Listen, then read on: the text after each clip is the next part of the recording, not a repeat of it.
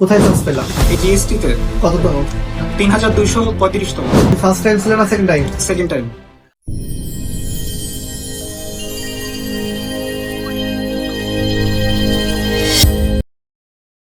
High Khalil, কেমন আছো? আলহামদুলিল্লাহ ভালো ভাই। কোথায় চান্স পেলাম? এই জিএসটি তে কততম? 3235তম। আচ্ছা, ভালো সাবজেক্ট আসবে। বলো, তুমি ফার্স্ট টাইম ছিল না second time? Second time. Orbit সম্পর্কে, অরবিটের প্যাটার্ন, গাইডলাইন, পরীক্ষা সম্পর্কে কিছু বলো। অরবিট কোচিং সেন্টার সেকেন্ড টাইমারদের জন্য একটু বলতে গেলে ভালো, কারণ এখানে এক্সাম বেশি বেশি নেওয়া হয়। আর সেকেন্ড টাইমে মূলত প্রধান জিনিসটাই হচ্ছে বেশি বেশি এক্সাম দেওয়া আর প্রপার ওয়াইজে গাইডলাইন মেনে চলা। অরবিট সেই জিনিসটাই করেছে। আচ্ছা, তোমাদের আশেপাশে যারা ছিল, ফার্স্ট টাইম বলো সেকেন্ড টাইম ছিল, তারা তো যারা ভালো করছে মোটামুটি, আমাদের যে 50% পাইলে চান্স হয়, এই কথাটা আমি মনে হয় শতবার বলছি, তা কি সত্য না মিথ্যা? জি ভাই, সত্য। আচ্ছা, জুনিয়রদের উদ্দেশ্যে কিছু বলতে চাও?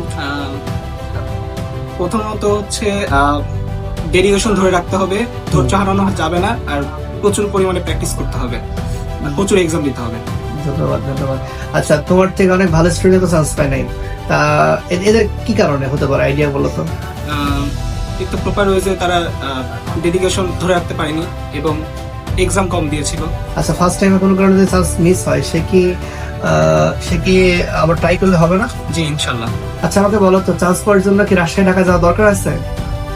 আমি মনে করি না, কারণ নিজের এলাকায় থেকে যদি ভালো কোচিং সেন্টার থাকে, যেমন পাবনাতে ভিতরে অরবিট আছে, সেখানে যদি প্রপার ওয়েজে ডেডিকেশন ধরে রাখা যায় এবং পরীক্ষাগুলো কন্টিনিউয়াসলি দেওয়া যায়, তাহলে আশা করা যায় সে ইনশাল্লাহ চান্স পাবে। তুমি তো বলতে পারো আপনার বিজ্ঞান না?